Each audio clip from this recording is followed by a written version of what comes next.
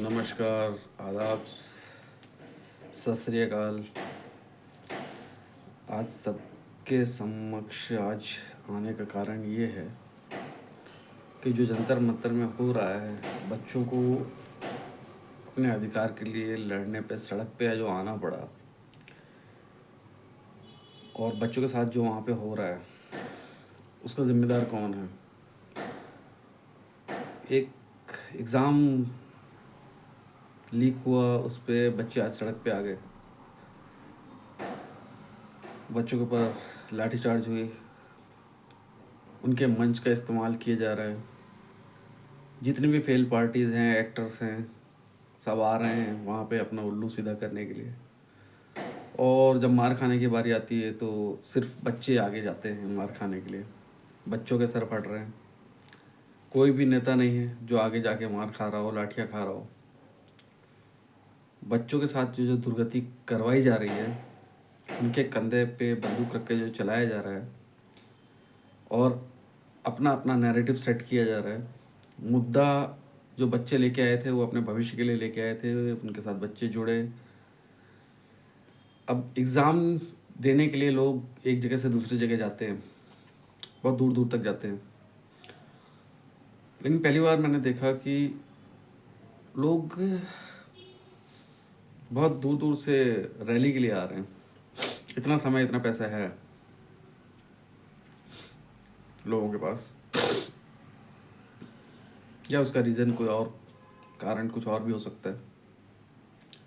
वो सब आप लोगों को डिसाइड करना है। जैसे मैं सोचता हूँ वैसे आप लोग भी अपने अपने सोच रहे ही सबके। बट क्या बच्चों के कंधे पे बंदूक रख के चलाना और अपना अपना राजनीति चमकाना सही है? क्यों ये नेता लोग भाषण देके तुम जाओ, आगे बढ़ो, लाठियाँ खाओ, चंद्रशेखर आज़ाद, भगत सिंह जैसे बनो, और आप लोग पीछे हट जाते हो, बच्चे पिटते रहते हैं। पिटने के बाद उन्हीं के खून से आप अपनी राजनीति चमकाते हो कि ये देखो कितने बच्चों का खून निकला। क्या उसके बाद आप क्या करते हो उन बच्चों के लिए? कुछ भी नहीं। हर बार जब कोई आंदोलन शुरू होता है, उसके बाद एक बंदा चमकता है, बाकी सब मार खा के अपने अपने घर को चले जाते हैं और कुछ साल बाद वो अपने आप को ठगा हुआ महसूस करते हैं। अभी नीट प्रोग्राम, जो भी नीट की परीक्षा थी, उसके पेपर लीक हुए, पहले भी हुए, बट पहले किसी ने इतना ध्यान नहीं दिया, ज़रूरी नहीं समझा होगा, जो भी है। और ये जो जेनजीज करके जेनजीज को बदनाम कर रहे हैं ना, कोई भी चीज़ हो गया, मैं देखा है बहुत सारे जोक्स जो बनाते हैं कॉमेडियंस, जेनजीज ऐसे मनमौजी हैं, ऐसा है वैसा है, अपनी मर्जी से काम करते हैं। हर कोई अपनी मर्जी से काम करता है, जेनजीज को बदनाम करने की ज़रूरत नहीं है। ये जेनजीज का आंदोलन है और जेनजीज ने ऐसा कर दिया वैसा कर दिया। जेनजीज का आंदोलन है तो जेनजीज होना चाहिए वहाँ पे, लेकिन उनके स्टेज को यूज़ करने के लिए ऐसे ऐसे लोग आ रहे हैं वहाँ पे जिनका बैक में कुछ भी नहीं है, फ्लॉप हो चुके हैं अपने अपने एरिया में। वो सब आके उनको अपने अपने मुद्दे जो हैं वो लाके और कैसे भी करके, उनका मेन मकसद नीट एग्ज़ाम है ही नहीं। जो नेता लोग आ रहे हैं, जो फिल्म स्टार्स वगैरह आ रहे हैं, वो अपोजिट बच्चों का जो मेन मुद्दा है उससे भटका रहे हैं उनको। उनके जो मुद्दे हैं वो लाके उसको फुलफिल कर रहे हैं वो लोग। आएगा, बच्चे हैं, समझ में आएगा, लेकिन बच्चे वहाँ पे कम हैं और आउटसाइडर्स काफ़ी मात्रा में हैं जो बच्चों को भड़का के और पुलिस के आगे खड़ा कर दे रहे हैं मार खाने के लिए बार बार।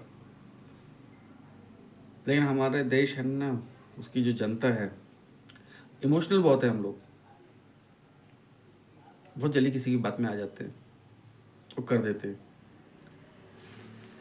हमारे देश के आसपास के बहुत सारे देश एग्जाम्पल सेट कर चुके हैं ऑलरेडी, जैसे नेपाल हो गया, श्रीलंका हो गया, जिन्हाँ के बच्चों ने वहाँ के लॉ एंड ऑर्डर की बैंड बजाई और उसके बाद जो हुआ आपको पता है। आज भीख मांगने की नौबत पे है सब, इधर से पैसा उधर से पैसा लेके अपनी कंट्री का बैंड बजा चुके हैं।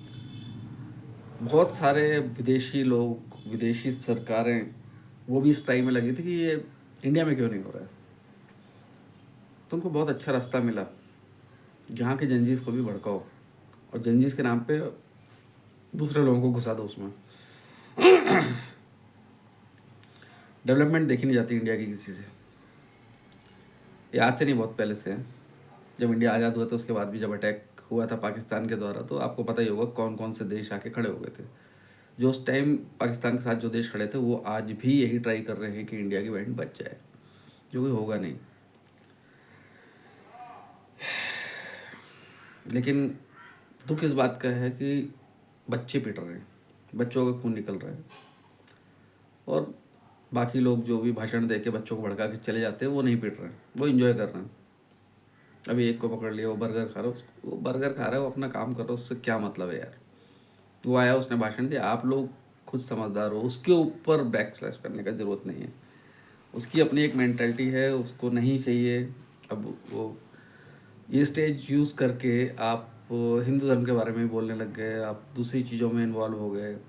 मतलब आप बच्चों का जो स्टेज है वो बच्चे अपने पढ़ाई के लिए यूज़ करना चाह रहे थे, लेकिन आप लोग उसको ऊट पटांग बातें राम के बारे में, सीता के बारे में, और एक महाराज के बारे में भी बोला है, उनका नाम याद नहीं आ रहा मेरे को।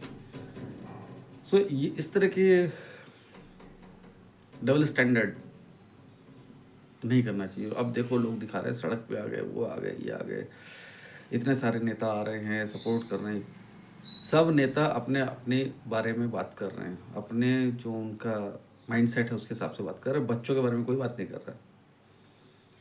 अच्छा, कोई ऐसा वो भी नहीं लेके आ रहा है कि बच्चों अगर ये हो जाता है उसके इस्तीफा से बंद क्या फ़र्क पड़ेगा, दूसरा कोई आके बंदा बैठेगा, फिर लीक होगा, फिर खड़े हो जाओगे धरने पे, ये चीज़ इस तरीके से रुकेगी? कोई रोड मैप बनाया है इसके लिए?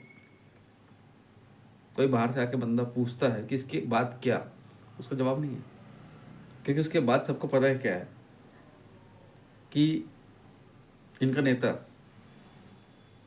जो जेंजीज को लेके चल रहा है तो जाके कोई ना कोई पार्टी उसको वो करेगी और ज्वाइन कर लेगा, नहीं तो फिर एक नई पार्टी बनेगी, हाँ, जैसे आम आदमी पार्टी बनी थी, और फिर क्या हुआ वो सबको पता है, पूरा देश जानता है। आप लोगों को बहुत सारी चीज़ें मैं बता सकता हूँ, अभी बताना नहीं चाहता, लेकिन धीरे धीरे सब सामने लाऊंगा, बोलता जाऊंगा तथ्यों के साथ। धन्यवाद, मिलते हैं ब्रेक के बाद।